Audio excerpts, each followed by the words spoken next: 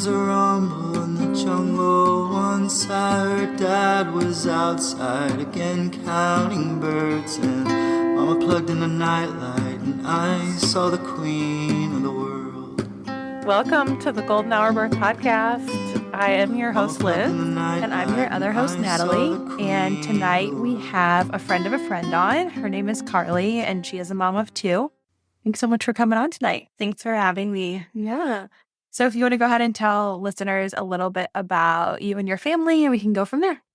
Yeah. So I have been married to my husband for about 8 years. We started dating in 2011. So however many years that was. I was 16. So we dated for a while, and then he went to basic training. He's in the Air Force. And we got married in 2014 when I was 18 and he was 20. And then we moved halfway across the country to California. And we started from there. From Missouri. Yep, we're both from Missouri. That's a big move. Big culture change. Yeah. Very challenging, very different. So I love it. It was good. It was scary, but it was good. A little lonely, but beautiful scenery. So that was nice. Yeah. Were you like near the mountains or near? We were about an hour between San Francisco and Sacramento. Oh, cool. So right in the middle of there. So everything was supposed to be within an hour, but traffic is really, really bad. Yeah. So it took hours to get anywhere. But it was good just experiencing the different stuff. We would never have stayed there. The people were terrible. But the places were beautiful. So it was nice. It was good. Yeah. So then, Did you move back to Missouri, or how did you end up back there? we were in California only for a year or two. And then my father-in-law got sick. So we came back here. It's called a humanitarian assignment. So we came to Scott Air Force Base in Illinois because it was the closest one to where we are from. And then we've been at Scott for the last 7 years now. Aww.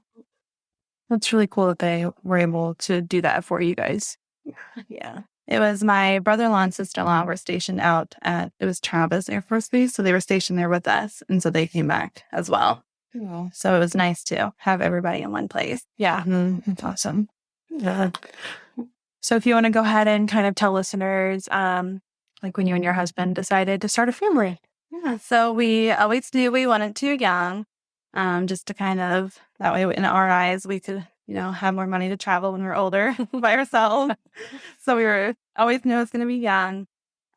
So we weren't really trying, but we weren't not trying when we got out to California. So I actually ended up pregnant in, I guess, April of 2014. And then I unfortunately started bleeding in June of 2014. And I did miscarriage at that point. So, How far along were you? I was only about 9 weeks.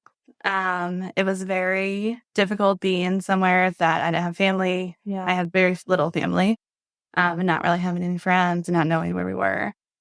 So it was not too far along. And thankfully, I was able to do it on my own. Mm-hmm. So I didn't have any medical intervention. We went into the hospital and there was no heartbeat, and they sent us home. Like, do your thing at home. Yeah. That's not really a great phrase. Maybe we should work on this. But Yeah. So it was very challenging mentally, but it was very physically challenging too. I guess it never clicked that it was also very painful physically, let alone mentally. It was rough, but we made it through it. Yeah. I'm sorry. Yeah. Definitely probably leaned on each other a lot, especially not having that family and friend around. Definitely. It was a lot. It really challenged our marriage in different ways and it made us grow closer. And then being so young, we were very young too. Yeah. So, because I was almost 19 at that point. Oh my gosh. So it was I think it kind of pushed us forward a lot. Yeah. So. And then how did you decide to start trying again after that? After I physically was healed and we were somewhat mentally doing better. We decided we were going to just keep going how we were, not really trying, not really not trying, and just kind of see what happened. And then I ended up pregnant in November 2014, so just a few months later with my daughter, Abby. Yeah. So it was, I feel like there's a lot of anxieties attached to it after a pregnancy, after a loss, like no matter what kind. So it was, questioning everything. Is this normal? Is this not normal? Yeah. So we waited to tell people until about 14 weeks. So just, that anxiety, that little voice in your head. Yeah. Not knowing. So it was, the beginning of her pregnancy went pretty smoothly, thankfully. Yeah. And then things got a little iffy down the road. My brother and sister-in-law both got deployed, and I have 3 nephews. So we helped take care of them quite a bit during my pregnancy. Again, being away from family and friends. And then I ended up developing, I was borderline preeclampsia, and then it just kept progressing. My blood pressure did not stay under control very well. And then my father-in-law got sick, and I was 7 months pregnant, and we moved back to Illinois. A huge move. Wow. Yeah. I bet that didn't help you. Oh, no. No, and we drove with 2 animals. Yeah. Oh my. 7 months. And wear those cute little compression leggings. Yeah. They were like, make sure you're stopping. So yeah, it's a very long drive. Oh my gosh. And then to have to transfer care too. Yeah. Not late in pregnancy. It was hard. So with military, you get assigned doctors. You don't really get to choose them. Oh. So getting them to assign it quickly because of my health issues and then just the travel and everything. So waiting, and then I'd get a call, oh, this is your doctor. 2 days later, oh, this is your doctor. And then I started having to I was supposed to be doing the stress test or the non-stress test or, where they monitor. And you get in. I gotta get in somewhere. I don't care who you put me with. Yeah. So it was challenging, but I mean, any medical stuff is challenging with that. Yeah. And then unpacking and moving and then things getting lost in the move. And it was, yeah. Yeah. What else can we add here? It was a mess. Wow. Perseverance you must have. Something like that. Yeah. So I was going in for a lot of testing, a lot of monitoring. Mm-hmm. I remember one time we were at a barbecue and my brother-in-law put salt to my corn on the cob. It was here. I'm not supposed to have salt. I'll swell up. He's like, oh, I'm so sorry. It was just, I was a balloon and then my blood pressure. And then that's actually how I ended up getting induced. I was at another gathering and my legs turned purple. Oh my God. And I didn't even know it. I looked down and my brother-in-law came up. He's like, Karley, I think something is not right. What? Okay. And he's like, look down. And my legs were literally purple. Oh, I've never heard that. Me either. Is that from the swelling or from the blood pressure and the preeclampsia? Yeah. Wow. Monitoring it at home too. I was, yeah. I bought the blood pressure cuff and I was going in. It was always was teetering and not really too bad. Or I knew different things to help bring it down and to watch. And then that night it was just something flipped. Yeah. I was 37 weeks. So at least I was past the line. Yeah. So we called and they're like, oh yeah, you need to come in. Now. I was like, oh, okay. We went in. We did not bring anything. We had our bags packed at home. And I didn't do any birthing classes or anything. We, moved across country again. Yeah. Okay, they're just gonna monitor me. I've done this before. I've been monitored before, and then they'll send us home. Nope. We got there. Yeah, and my blood pressure was through the roof. Yeah, and they're like, no, we need to induce you now. Yeah. No. do you mean? I don't have anything. Like, we literally came straight here. They're like, no, it needs to happen. Yeah. Like, oh, okay. So then there we were with nothing.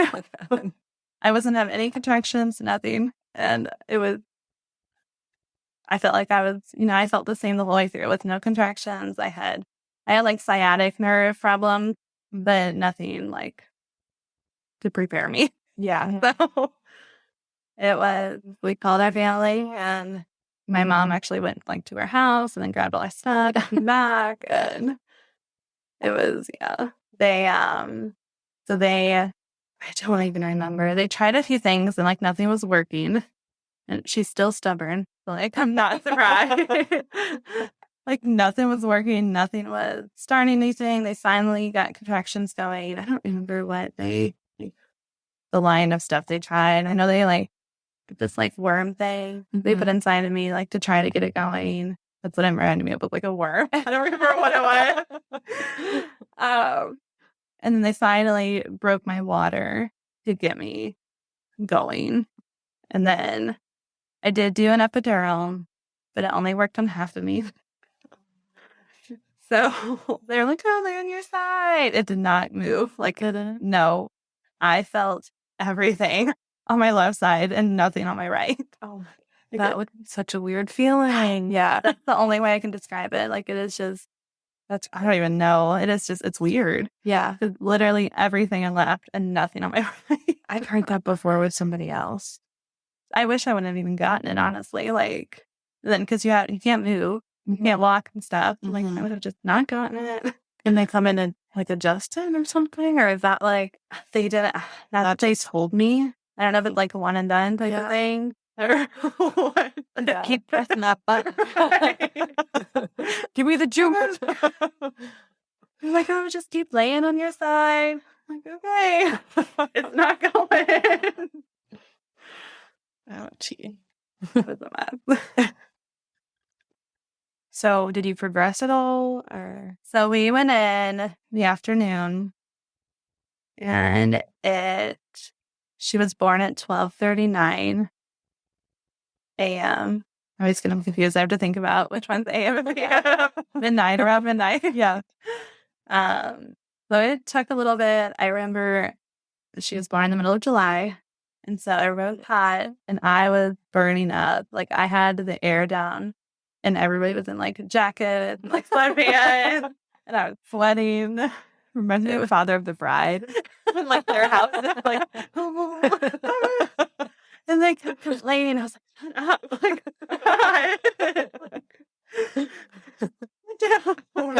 Not enough. yeah. And my mom was like, I had to take out my coat. I'm like, okay. I don't care. Protect me. I'm the pregnant one. It's about me, not you. Yeah. I was just everything. I was just irritable. I was hot. I was so hot. It was just, oh. So then, at 12:39, it was pretty easy delivery. I honestly don't remember a lot about it. I remember falling asleep in between pushes, and then I was so embarrassed. I was like, I'm sorry. Like, what's wrong with me that I'm sleepy? Like, I'm so tired. I couldn't keep my eyes open. And she's like, oh, it's fine. Yeah, that's like kind of normal. Yeah, you gotta rest. Yeah, I was literally like, she's like, okay, time to play. I'm like, what? Okay. It's like those like little magical moments where it feels like it's been an hour, 5 minutes, right? She's like, okay, it's time. Yeah. Okay, let's do it. She had my husband's head, so I did tear, and I needed 4 stitches in the end. And it was pretty simple after we got to that point. Oh. My head. I remember they asked me if I wanted to look. I was like, no. Why would I want to look? I don't want to see that. They're like, well, do you want to feel? I'm like, lady, no. Like, you do your job down there. I will do my job up here. Like, good job. And they asked my husband, Joe, and they're like, oh, do you want to? He's like, oh, sure. And he poked around and came right back up. I'm like, nope. Nope. I'm never looking there again. Yeah. I was like, yeah, no, I'm definitely not now. Yeah. Like, no thing. Typical answer. Yeah. Like, why do you have a mirror in here? Like, I don't know. And then she was born, and they handed her right to me, and she peed on me, like, immediately. Oh, my God. So they laid her on my chest, and, yeah, it was, like, maybe a minute later, and she just started peeing. She was holding it. Just what a typical thing. Like, of course. It's really warm. So, welcome to motherhood. Okay. I remember they were sewing me up, and I was so scared. I'm like, you're going to sew me up crooked. I know you are. Please. And she's like, no, we do it all the time. I'm like, you got, like, straight line, please. Like, at least, like, let's make it even. No, it's okay. Don't worry about it. And it was great. It was really went smoothly after we got through the daytime event. So it was good. They had to talk me into putting her in the nursery. No, like, just stay with me. You guys will get her confused with somebody else. Give me the wrong kid. Like, no. And we finally agreed to it, which was really nice. So, yeah, just the sleep. We need some sleep. Yeah, definitely. It helped. Yeah. How was postpartum with her? It was okay. I always had, like, anxiety, like, leading up, like, ever since I was a kid. And so I do feel like it increased after her, like, just like a germ thing. Like, we were going into winter for a little bit. I don't want to deal with it. And then, so she had, I think the biggest thing that kind of, like, was very challenging, she had her first round of shot, and she spiked a fever. But it was like 103. Like, it was decent. Yeah. So they had us go in, and they attempted to place a catheter multiple times, which back then I did not know was, like, wrong. And we ended up back there a week later with an e-coli UTI and getting admitted to the hospital. Oh, my God. Oh, but that, it was, she had to do, like, a spinal tap, IV antibiotics, like, the whole thing. And that really, like, set me off at that point. That was, yeah. How old was she? She was, so it was the first round. So was that 6 weeks, maybe? Feels like forever ago. She was really young. Oh, wow. Like, if we never would have went into the hospital the first time, then we wouldn't have been here the second time. Yeah. Like, it was 100% their fault. They admitted it. It was a whole ordeal. Wow. And was that kind of the year that E. coli was going around? So it was from them attempting to place the catheter. So, like, when they took it out, I guess they hit, like, her bottom, and then they placed it back inside of her. So they are the ones that, like, shifted it in. Oh, my God. That should be like, and I was 20 at the time. Yeah. I mean, I was 20. I had no idea. They were like, in and out, in and out. Okay, like, you're supposed to be the professional. I have no idea. Right. Yeah. Like, we trust you. Yeah. And then here we are. Ouch. Oh, that makes me weird. He hurt. Very angry. Very scary. Like, it was a lot of mixed emotions with it. Oh. Wow. So that, I feel like, really set off, like, the postpartum anxiety. Yeah. Just, like, it was already there. It was there. And then just we took off. Mm-hmm. Yeah. When did things kind of start to level out and feel normal again? I feel like my anxiety never did, just because it's something I've always had. I feel like just having kids kind of, like, has kept me up on a very high level. Yeah. And then, because then we had our second, and Addie was only 3. Mm-hmm. So it's still, I feel like it just stayed. And I'm still here. So it's still up there. Yeah. Oh. How do you feel like you manage, or like do you talk to anyone? I mean, you don't have to answer what you don't want to answer, but so then I did not. Mainly, I had the excuse of, like, no time, and, like, so I did not then. I do now, though. I do have a therapist now that I talk to, and we do parts of memory therapy. to work on all of the past trauma. Because, I mean, a lot of it is trauma. And I have, childhood trauma too that's impacted this and just kind of heightened it like a pile. You just keep piling it on. Yeah. So that then, though, I feel like I didn't. So, and so it just kind of like was always there. I did like make us go out because I stayed at home with her. So like I only joined like a program at the Y for like a baby's class and stuff like that. And I made a few friends there. So I do feel like that helped. I do feel like that helped because even though we were close to home, we were still on the Illinois side, whereas all of our friends were still on the Missouri side. So it was still a little lonely, but then also kind of nice at some time. Yeah, we were over there at the base. Like, oh, it's too far. Sorry. But I didn't cope very well then. Did you like recognize that you had like postpartum anxiety, or did you think it was just kind of like, oh, this is how I'm supposed to feel because I'm a new mom kind of thing? I honestly did not know postpartum anxiety was even a thing then. I feel like all you hear about is like postpartum depression, if you even hear about that. Yeah. Like you'd feel like postpartum anxiety is rarely talked about. So I did not. I'm like, oh, it's just me. It's just me. It's my problem. Like a lot of bottling up or like I guess really just bottling up, just holding it in and like my worries just like shoving it down. Yeah. And I mean, when did you guys decide that you wanted another child? And then how did that process go? If you were kind of getting through Nora's birth. Sorry. Addie's birth. Yep. So we knew we wanted them close in age. It was a hard decision, but it was like kind of like when you get to that point in your life and it's like everything is the same for a while. Like, oh, let's craziness into it. Like, let's change it up. And we knew we didn't want them both in diapers. And Addie was potty trained and done with all of that. And we knew we wanted them close in age, so we didn't feel like we were starting over, with an older and a younger. So we just our personal preference. So we started trying. Nora, though, we were trying for her for almost a year and actively trying, whereas with Addie, we were just, whenever it happens, it happens. So Nora, we were trying for almost for a year before I did get pregnant. I was using like little fertility kits that you have to go pee on every morning. That's like, oh, positive, negative, go now, basically.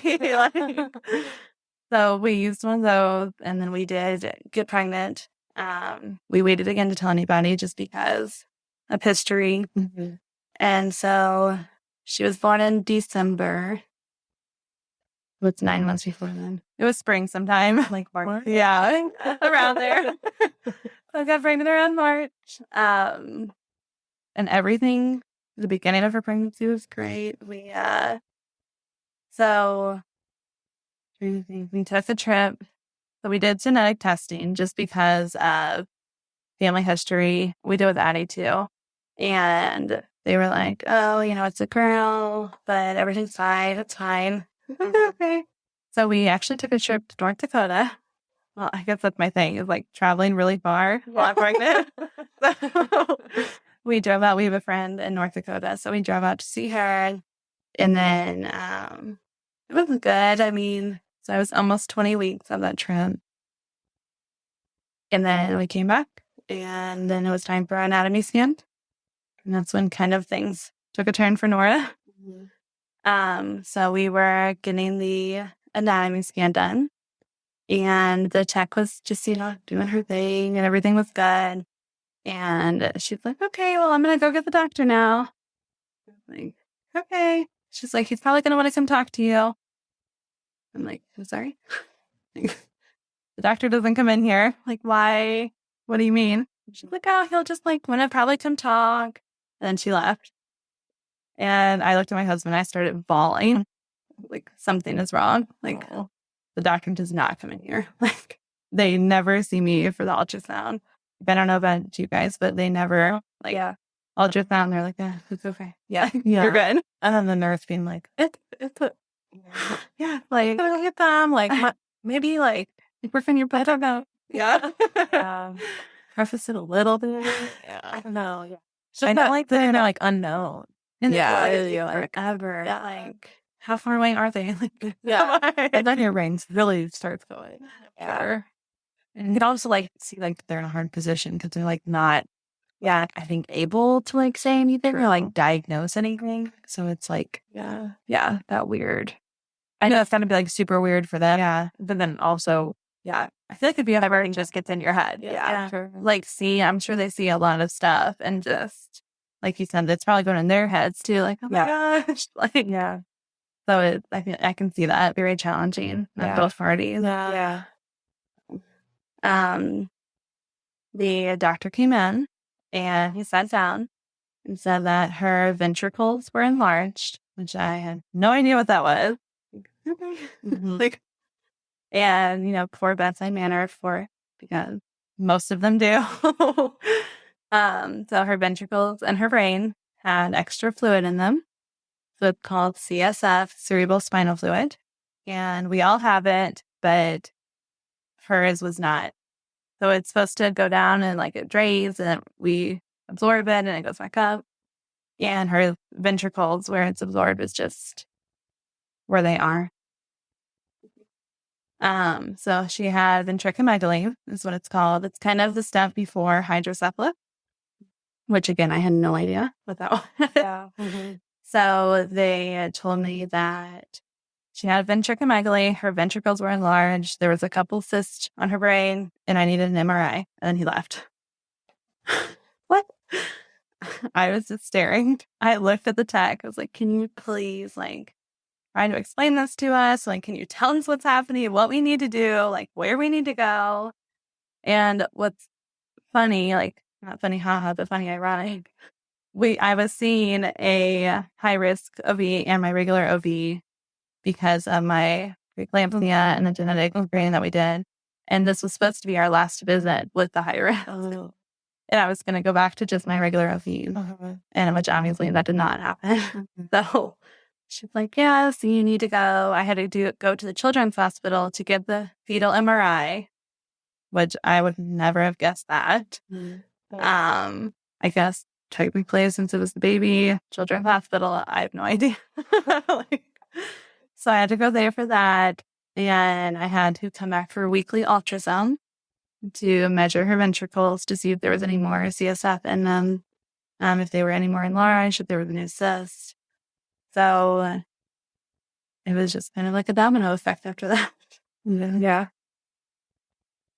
So we did the MRI, which was actually my first MRI. And those things are so tiny and they're so small with a big old valley on you. Yeah. So that was hard. We met with a pediatric neurosurgeon and very arrogant. He was on his phone the entire time. In your meeting, in your appointment, in our meeting with him, we had like a counselor with us, like the genetic counselor. And it was me and my husband and the pediatric neurosurgeon. He was on his phone the entire time. Supposedly a really good surgeon, but would not look up long enough to talk to it. Had to keep going back for LG livid. It was emotional. I started bawling. Yeah. Like, I'm pregnant. I'm emotional anyways, let alone when I'm pregnant. And like, we're scared and we know nothing about this. I mean, then we knew nothing. So it was very frustrating to say the least. Yeah. So we continue with our ultrasound and I ended up having a lot of fluid as well, which we found out later was because of her genetic. So they checked me for diabetes like 4 times. Like, I don't have it. I don't have it. Can we please stop? They're like, oh no, it's a sign of it, just in case. So negative every time.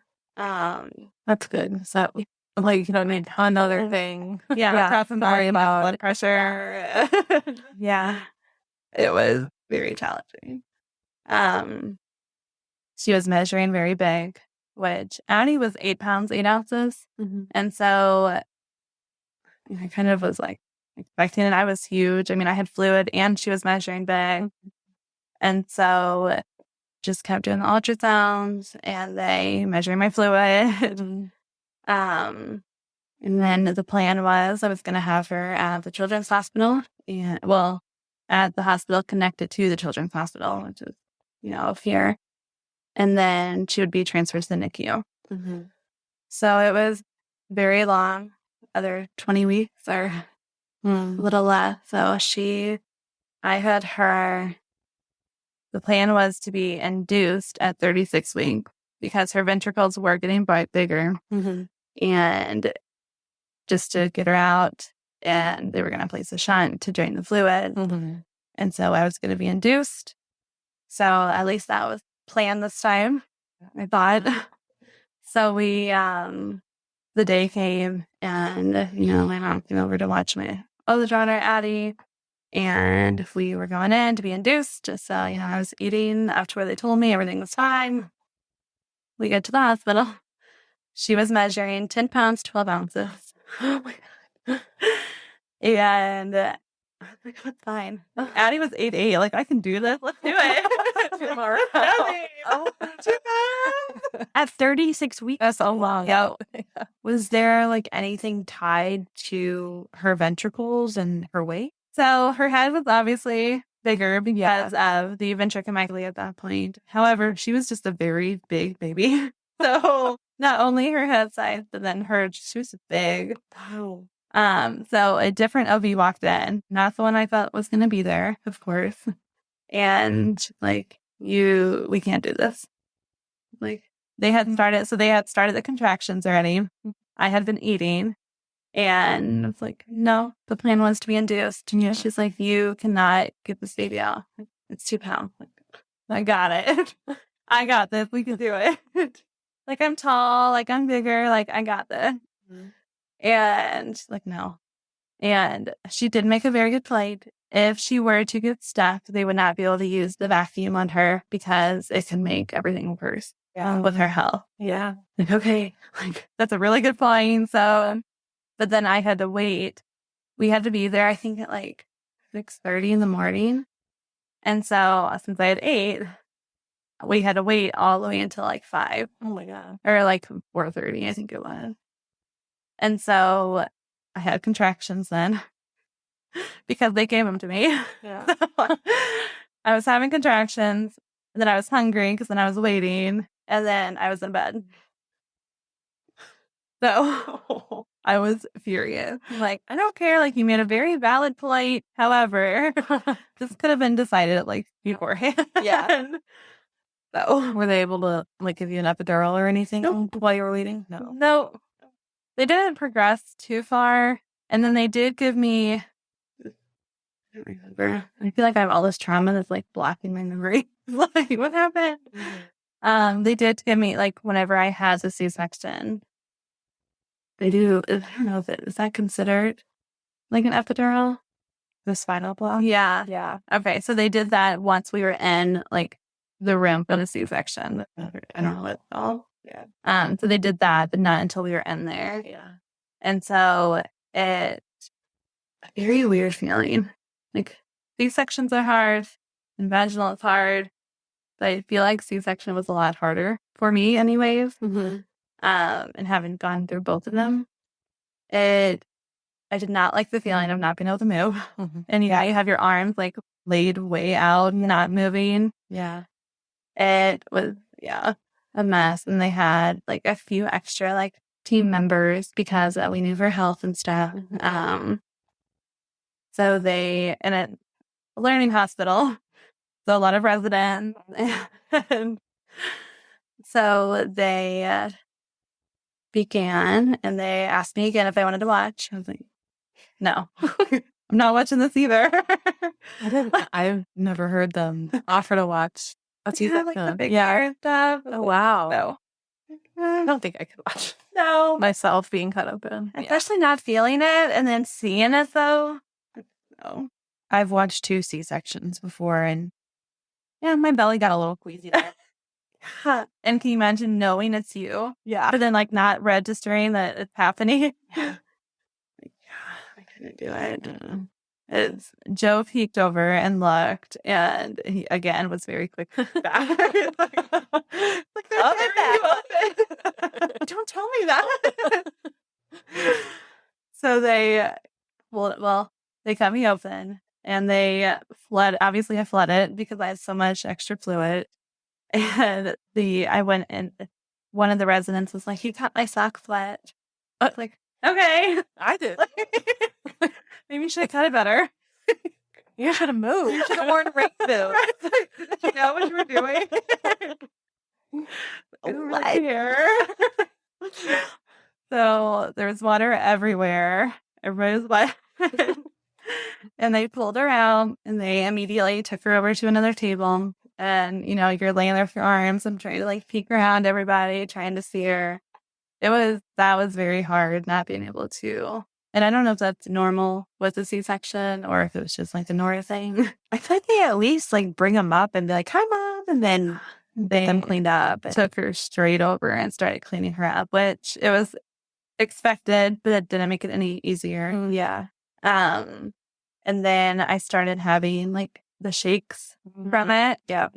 Which it scared Joe. What's wrong with her? Why is she shaking? But then he was like looking back between like me and Nora and like, just go be with her. And so they were like, "Do you want to hold her?" and stuff. Yes. After they got her cleaned up, she was alert. She was fried. I was like, yes, but I was scared too. I was shaking so bad and I couldn't stop. Like, I don't know if I can. And I almost didn't because I don't want to drop her. Yeah. And so they helped me hold her. And so that was actually like one of my favorite pictures. And she's laying up here and she didn't pee on me. So that was already a plus. Go, Nora. So it was good. They let her stay in our room with us for one night. She wasn't supposed to. Some people got in trouble later. So, but I started having spinal headache. So from C-section, and the anesthesiologist had to look at me. He's like, "It's fine. It should resolve on its own." And so with those, like laying down, I felt fine. But as soon as like I was up at all, it was instant, like rush. It was very painful. Yeah. The pediatrician came in to look at Nora and stuff the next morning. So, and she was furious. She's like, "Why is she up here?" Yeah. I don't know. Did you say that the plan was they were going to take her to get a shunt? Yep. Immediately. Didn't do that. None of it. Wow. And she's like, "She's not supposed to be up here." I have no idea. And she stormed out and like was hunting people down. So while she left, my mom called my husband. Addie has a fever. Oh my gosh. Oh yeah. And he was like, "Okay, give her some Tylenol." And she's like, "Well, she's crying for you." Okay, well, deal with it, Grandma. And so he went home to be with Addie. No fever when he got home. So I'm hoping that it was the Tylenol that worked. So I was having a hard time. I just had a C-section. I couldn't sit up without being in pain. Nora was still in the room at that point because they were trying to figure out what happened. And Joe left. So they came in and they got me a wheelchair, be able to go down. They were taking her down to the NICU. They were going to stop and get imaging on the way. Then we're going to go straight to the NICU, which is nice here because they are connected. So we went down. My mom got there. And I started bawling. Yeah, what's wrong with her? I'm like, she was supposed to be down there. Like, what if it's worse? Like, I don't know what happened. And so we got the imaging and we went down to the NICU. And then it was just me and her for a little while. But not having Joe there, I had to rely on like the transportation of the hospital because even though they're attached, it's still, and I couldn't get up. Yeah. And then my head was pounding, but I didn't want to leave her. Yeah. So I finally called them. It's like, I can't, like I was in tears. I was just in so much pain. Like, I have to lay down. Like, I can't be down here. Like, I want to be, I don't want to leave her, but I can't. And then it took them like 3 hours to come and get me. Oh my God. I was sitting in the wheelchair, like, bawling, I was scared. I didn't want to leave my baby, and I couldn't even see straight. My head hurt so bad. And then, not to mention, just being cut open a few hours before. Like the nurses couldn't take you back? They couldn't leave their babies. And then my nurses on, the OB side were busy. And so they have like a whole transportation people. I don't know if it's aides. I don't know who does it. It's like a transportation team is like how That's what I wondered. did it. And they always took forever. So like a nurse or I, as like a nurse tech, would just run down and like let a patient out. Or even I would like take patients to like the NICU all the time. It's like, we're going for a ride. Like I want to get you to your baby fast, and I'm going to bring you up faster than the transportation team. I know they're doing like, they're doing it for the hospital. Right. So I know it's a lot more. It is. It's a lot. It's also a lot to sit there and wait. Yeah. Like, You just had a surgery, a major surgery. yeah. It was hard. And it was a hard decision to make anyways to leave her, let alone then it's like, I shouldn't have even called them. Like, I'm sitting here waiting. It's not like, could you imagine if a man with appendicitis was just like sitting in a wheelchair? Like, they wouldn't have left him that long. No. Like, And I was just not even my headaches, but then the C-section and then sitting up. And so transported back to the room. I had I couldn't sleep. The pain was just way too bad. And it was so bad I could not sleep. So they gave me a little more medicine to help me. And so I finally fell asleep. And then the next morning, I woke up and immediately was like, I need to go to the NICU. Like, please get somebody. I need to go down. And of course, it took, a few more hours to get down there.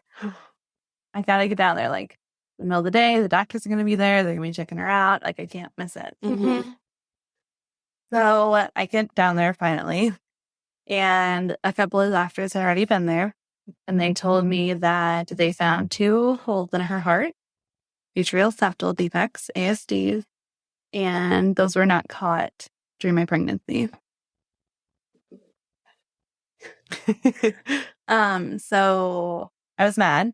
Like, I was getting weekly ultrasounds, and I know your focus was on her head. However, why was this not caught? yeah. One of them was small, and one of them was moderate. But a lot of the times those will close on their own. Hers did, thankfully. She had positional clubfoot. She had the 2 holes in her heart. She had, they said, a lot of facial, what do they call it? Basically defects. And I hate that word. Yeah. I hate it. Beautiful. Thank you. She knows it too. Look at me. Let me do that right line. She's gorgeous. You need to come up with better terminology. Yeah. It makes me cringe every time. And then the pediatric neurosurgeon walked in. The same one. So actually, it was a different one that I had never met before. Yeah. I was so happy. I was like a little irritated. Like, I don't know who you are. Yeah. You don't know her. Like, and this man sat down with me for 30 minutes talking to me. Only me, not his phone. Like, That's awesome. He to this day is still our favorite doctor. Like, we have a picture of him and Nora, like, on our wall. He is great. That's amazing. So he said that her ventricles actually looked a little bit better than they thought. So we decided to monitor her for a few days.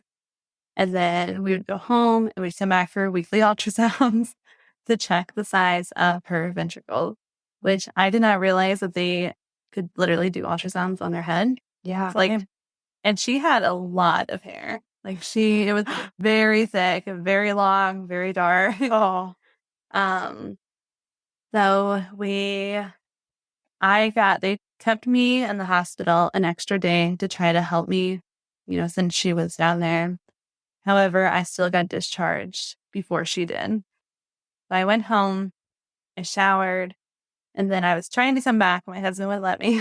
He's like, no, just like sleep one night in the bed and then you can go back in the morning. She has her nurses. Because in the NICU, like a nurse has like 2 babies and that's it, which is amazing. I'm like, okay. I got to see Addie for a little bit. I slept. I woke up at like 5 o'clock. I'm going in. So I went up there and stuff and I sat with her. They have like little rooms that parents can sleep in at night. You have to like sign up for it. And like, I'm going to stay in there for tonight. Horrible. Still trying to heal like from the C-section and stuff. And just, and you're bleeding and just very gross room. And you share the bathrooms like with everybody that was staying there. Like, okay, I'm fine. Everything's fine. And so I stayed there one night and then she actually was able to get discharged at 6 days. So we were very thankful that it was only 6 days. And we have a little NICU graduation picture that we finally got. And so we went home and she had issues with eating from the beginning. So with Addie, I chose to formula feed from the beginning. And with Nora, I was kind of tossed it up and stuff. And then after everything, 1, I didn't have any milk at all. And then 2, her being in the NICU. And we decided to start with formula too then. Mm-hmm. And she wasn't eating at all. She never opened her eyes. The pressure was so bad in her head that we had to turn down the lights in the room. And I was having to feed her like every 2 hours. And I was having to set alarms at night to try to feed her. She wasn't even eating. It would take her close to an hour sometimes to finish a bottle. And then we had to wake up again like an hour later. And, then you're rinsing off the bottle, trying to get back to sleep. And then your alarm's going back off. We immediately started therapy, like occupational and physical.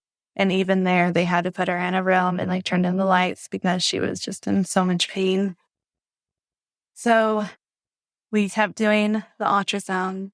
And at 6 weeks, I couldn't wake her up at all. So she was 6 weeks old and I couldn't get her to wake up.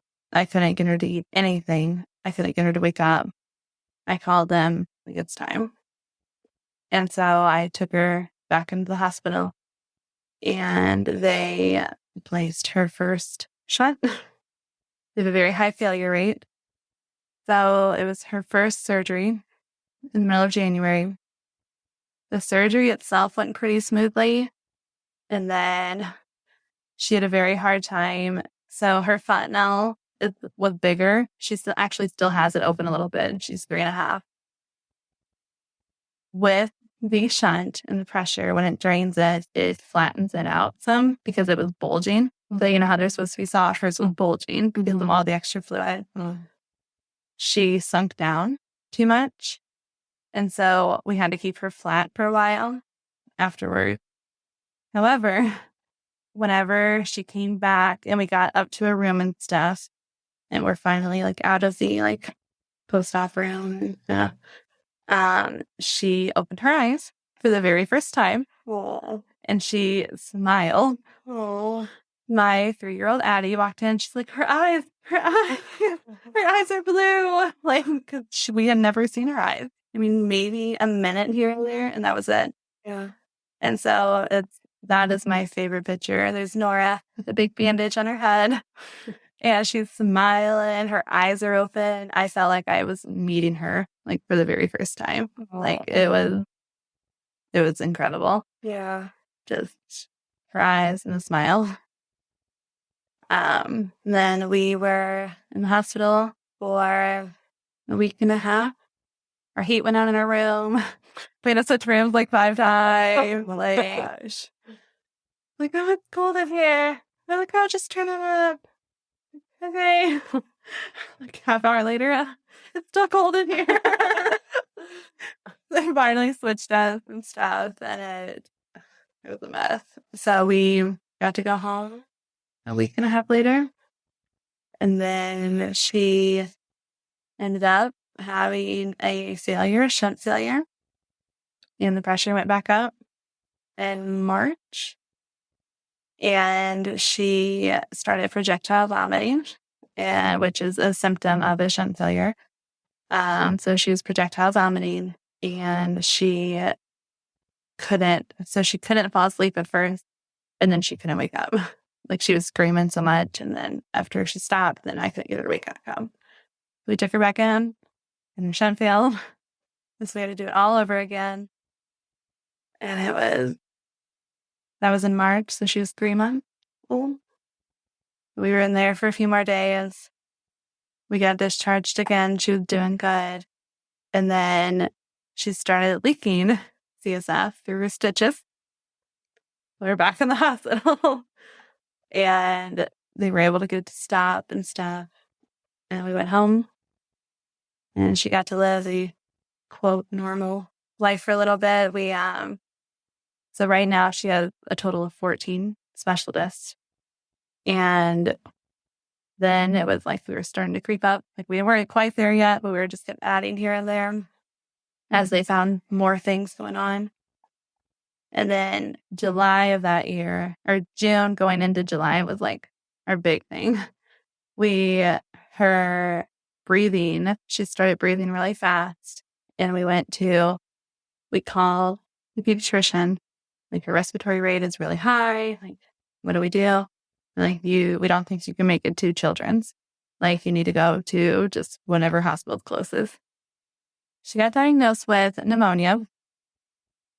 Like, this is wrong. And they're like, well, we are going to transfer her to Children's anyway. Like, okay, that's fine. So we can treat her as if she had pneumonia. They did. They started treating her as pneumonia. Like, she was not sick. Like, she has no other symptoms. Like, this is middle of summer. Like, I don't agree. Something else is going on. Yeah.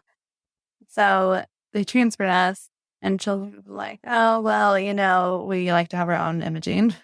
Like, fine, like, do what you have to.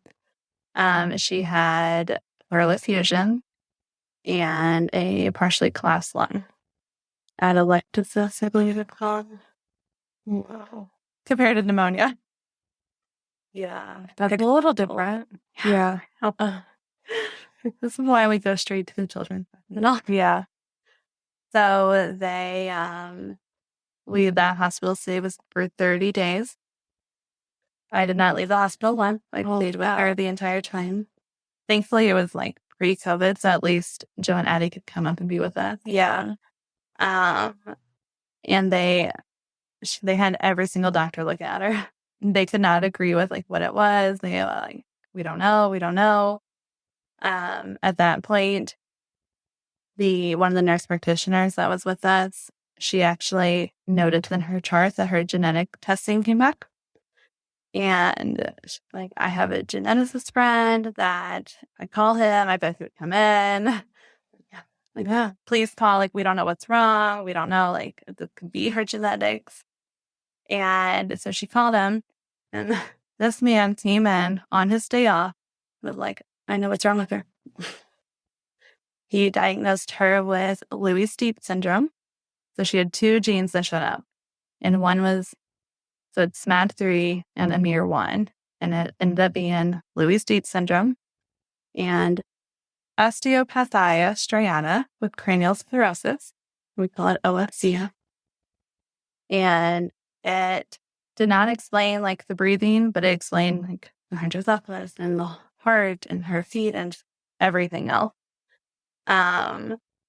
He did an x-ray to confirm, and she had striations all over her bones that we had no idea. What's that? So it's like her bones are thick. So if you look at an x-ray, it literally looks like just lines down all of her bones because her bones are so thick. They described it as like poor architect. So like they're big and they're thick, but they're not made well type of thing. That describes how big she was. Yes. She's huge. Big bone, right? Yeah. So they had a little more to go off of, but still did not explain everything.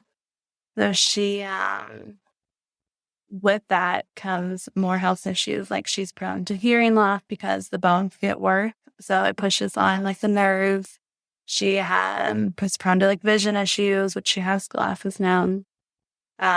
She's prone to Wilms tumor, which is a cancer. So we get cancer screenings every 3 months. But back to the 6 month. We ended up having a care meeting because nobody could agree on it. I had like 4 specialists telling me like this or this, infectious disease checked her out, like everything, pulmonary. Yeah. So we ended up she had to get a chest tube placed, which we were on the neuro floor. So like all the nurses were like coming in, like, oh, what is that? Like, that's so cool. Because they'd never seen a chest tube. And just being like on the neuro floor, they're not used to it. Yeah. So the chest tube was draining it, and we had the care conference and stuff. They decided to take a sample and send it to the Mayo Clinic. It came back positive for CSF, which is, the cerebrospinal fluid. Mm-hmm. That does not belong in your lung space. Yeah. But then they didn't know how it's getting there. So she went in for another shunt revision, and they moved her tubing. So with shunts, they place a lot of tubing. So essentially you grow, your tubing stretches, and it grows with you. Mm-hmm. They trimmed hers, so it wasn't all bunched up everywhere, and they tried moving it to the opposite side. And they tried placing a layer of her fat over her abdomen through her stomach to try to like mop it up. So if there were any hole leading up, like just tiny pinpricked hole, that they would cover it and close it. It kept flopping back down. Oh my God. A great visual. like, yeah, just kept flopping back. Okay. So she had surgery. She had the chest tube. We spent a little time in the PICU. And we went back up to 12. The left side started getting it. So it was only on the right side and went to the left. But the chest tube was working. Mm-hmm. So the issue was, though, that they couldn't find a reason. They couldn't find a hole. They take the chest tube out, but then it just going to go back up again. Her breathing was better. All of it was gone, but she still had the chest tube in. So they removed the chest tube, and we were in for a few more days while monitoring. The fluid did come back, but her breathing stayed regulated. So to this day, she still has pleural effusions caused by CSF, but I feel like she's like used to it. Like she learned to just breathe with them. Mm-hmm. But like any kind of respiratory infection can like send it into pneumonia and stuff now. Oh. So they're still there, but we got to go home. Yeah. Neurosurgeon was like, "Do you remember how to get home?" Like, just like, give me the discharge paper. Oh, these doctors are so funny. I was like, okay, I think so. Probably not, but so yeah, we went home after that. Failed again in September. Went in for another brain surgery. Got a new one. Her skull eroded that time, so she went in, and her entire skull had eroded, which had never happened before. So we call it her mini fontanelle. We said it will probably never grow back completely. And they moved her shunt to the back of her head. And knock on wood, she is 2 years surgery-free now. Oh.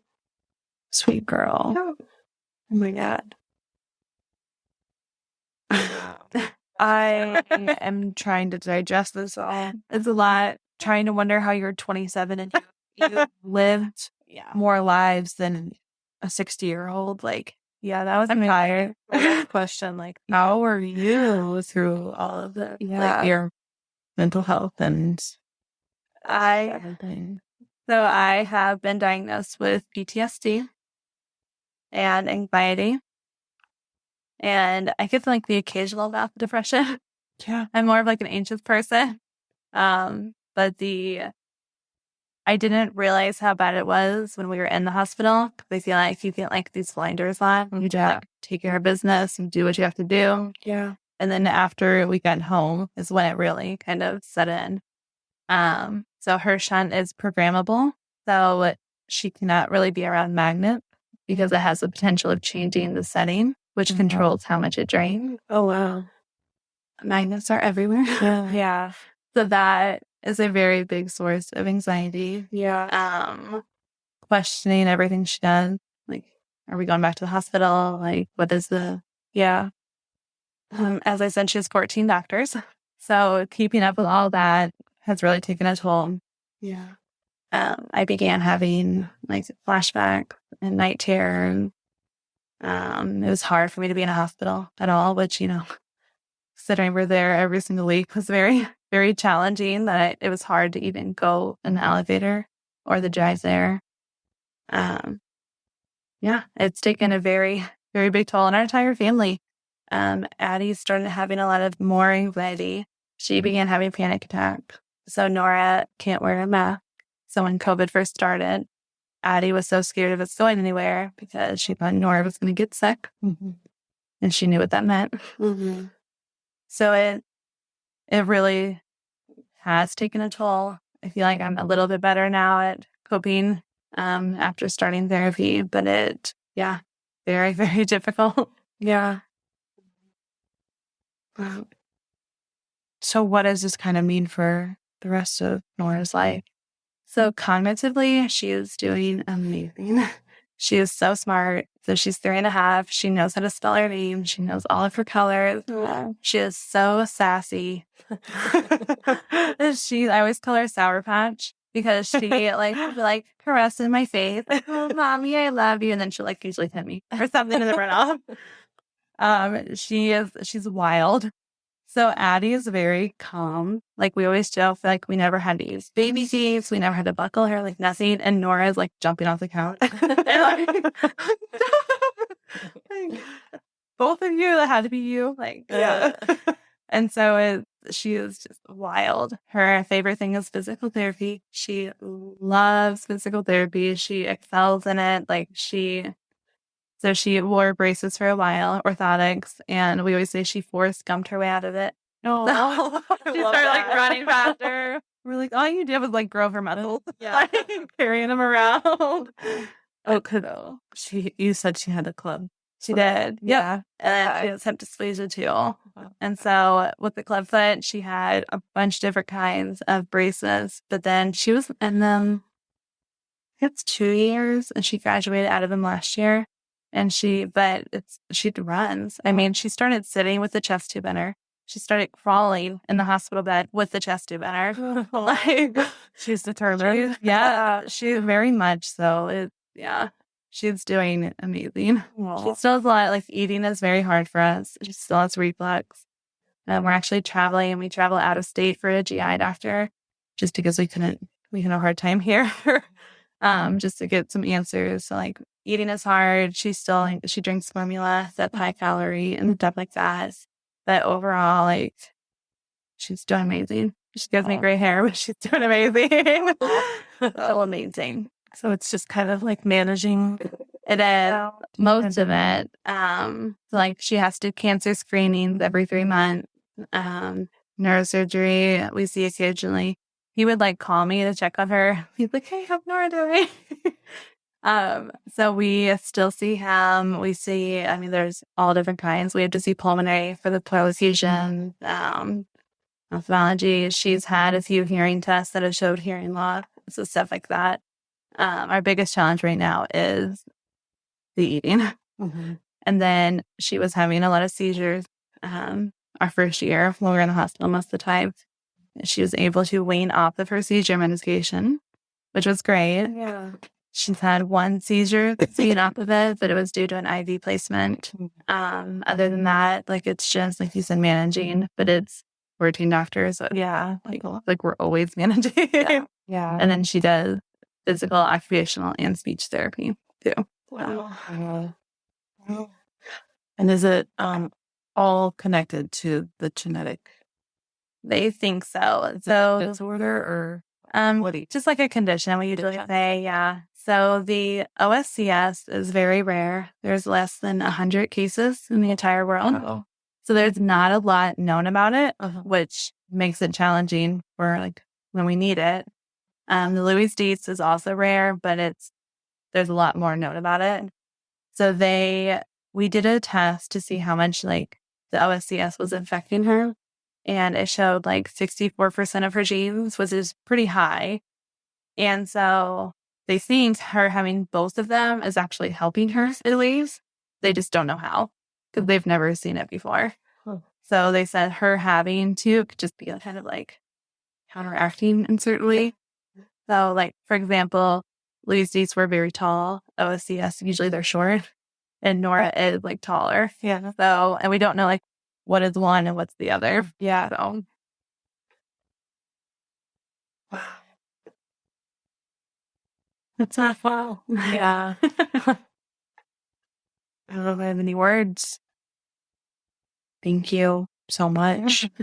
What I guess what advice would you have for other moms that are going through a lot of unknowns and their like pregnancy and with a newborn baby or even now? I think the biggest thing is to remember that you're not alone. Like even if it's extremely lonely and you feel like people don't understand, but there are people that do understand. Even if you like social media, people talk about how bad it is all the time, but then you can find people that do relate. I think that's the biggest thing, and to make sure you're taking care of yourself, as cliche as it is. Yeah. Like for example, in me, I didn't realize how bad I was until it was almost too late. And so I think that is the biggest thing is getting help and seeking help and just knowing there's other people out there. Yeah. I'm so happy you have a therapist and have that like support because, wow, I helped a lot. It has made a lot of changes. I mean, I'm sleeping, like all different kinds of things. Yeah. I feel like I've even thought about like when you get your kid's diagnosis or hospital stays, like that should be something that's, here's a list of therapists that specializes in trauma or just something because you almost get like forgotten and you're put up on this like pedestal of like, oh, you're so strong. Like I can never do that.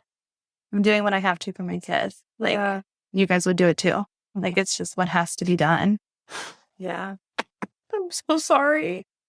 You're so right. Like you said that perfectly. Thank you. I'm not strong. Like I'm just a mom. Just do what I have to. I mean, it's got to be done. She's got to be taken care of. I'm sorry. I've been holding that in the whole time. We made it this far with no cry. Oh man. And like, I feel bad like crying in front of you. This is like your day in and day out. And like, I'm hearing it. And I'm just like my heart and your heart is different. And I've had to like talk about that or even like with my friends or anybody. I'm like, just because something you're going through might not be hard to me because it's mine, it's still hard to you. Or when I've been going through it was hard to me, it's a different level. Yeah. And it's still hard. Yeah. And then life is hard. Motherhood is hard. It's so hard. It's so hard. Yeah. It's hard. Yeah. Even with like this week, well, it won't air this week, but this week being like birth trauma week, like it took me a while to figure out that I had like birth trauma. And because you think of like birth trauma being like, I almost died. Right. Yeah, it's bleeding. Yeah, But like, there's a lot that, can be considered trauma. That's when I was processing with my therapist and like we were going through everything. And in my head, it was just like the big hospitalizations that like were affecting me. Yeah. I told her like our birth story and she's like, oh my gosh, so you have like birth trauma too. I don't think so. She's like, no, you do. Like, I mean, it is. Or even like, just like with Addie, like my legs turned purple. Like am I going to lose my legs? Like, you have all these thoughts going through your head. I mean, and I feel like it all gets like dismissed. Yeah. Like, I mean, our babies are great. Obviously, they're amazing. But then, like, we're just left like, in the dust. Yeah. Yeah. Everything becomes about the baby. Yeah. And you're just, obviously, like you said, like, you're just doing what you have to for your child.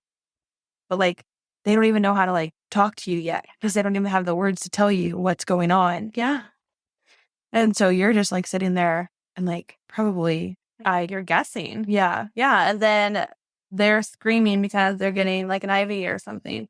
And so, like, they think they're being hurt. And then, like, you got to do this. Like, we've got to do this. Mm-hmm. And then they're just screaming there in pain, like, hurting. And I think the age, it's, like, it's hard, especially now, her being a toddler. Like, she's vocalizing, I don't want to go to the hospital. Yeah. I don't want to either. Yeah. Like, I don't want to be there either, but we have to do it. Yeah. So it's hard. Can you believe she's had her head shaved 4 times? How long her hair? Her hair? Yeah. She's got a good head of hair. I'm always, like, fresh, and I'm like, holy cow. Like, you can see your scars when it parts a certain way, but, like, she's been shaved. Like, our neurosurgeon, he's the greatest person ever. And her first surgery, he kept a lock of her hair because her first haircut. And he's like, I thought he might want this. I'm still 6 weeks old. Yeah. Addie was like 3 for her first haircut. Different. Oh. Wow. I was like, you have a good team of doctors. I've worked very hard to find it. We've switched a lot, just like GI. It's the GI. We're going to Cincinnati, and they did more in 3 hours with Nora than our local did in 7 months. Oh my gosh! Like, wow. Yeah. So are you the one doing like the research and everything on the doctors and how to find them too? Yes and no. We do have a case manager. However, our case manager just left, so we have a new one. And then I know Cincinnati has a really good GI department. Mm-hmm. And then talking to the doctors we do like that we have, like, this isn't your specialty, but this is going on. Can you please, off record, like, give us some help, like some guidance? And so that kind of helped. And the good thing about, like, Cincinnati is they have the whole, like, second opinion team. So they have one doctor who looks at the kid's case and then, like, designates them with somebody that they think would be a good fit. I mean, it worked. Like, we go back and I guess the end of August, and we'll be there all week getting, like, test done and, like, seeing the doctor and stuff. It was very hard finding a good team. Yeah. Like, there was a lot of, like, this isn't working out. Yeah. I think that's important, though, like, knowing whether you might be a good doctor, but we don't get along. Yeah. Like, I've learned to advocate a lot having her. That's what I was going to ask next. Like, yeah. How has it been, like, having to advocate for your daughter? And so I'm like an introvert, but I'm, like, good at faking being extrovert. Like, I can fake it, but then I'm exhausted after. Yeah. So it is really, I guess, taking me out of my shell. And just, like, I look back at, like, Addie, and whenever she had that e-coli UTI because of them, like, that would never have flown out. And so I feel like I've grown a lot in that sense. And, like, I have to constantly remind myself, doctors are human. Like, they make mistakes. They don't know everything. Yeah. Like, they don't. And so reminding myself that they're not always right.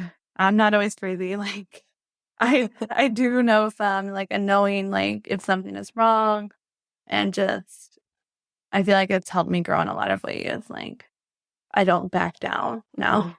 Like, I feel like I'm probably, like, on a list somewhere in the hospital. Like, don't have to sign. But I feel like it's helped me grow a lot with that. Yeah.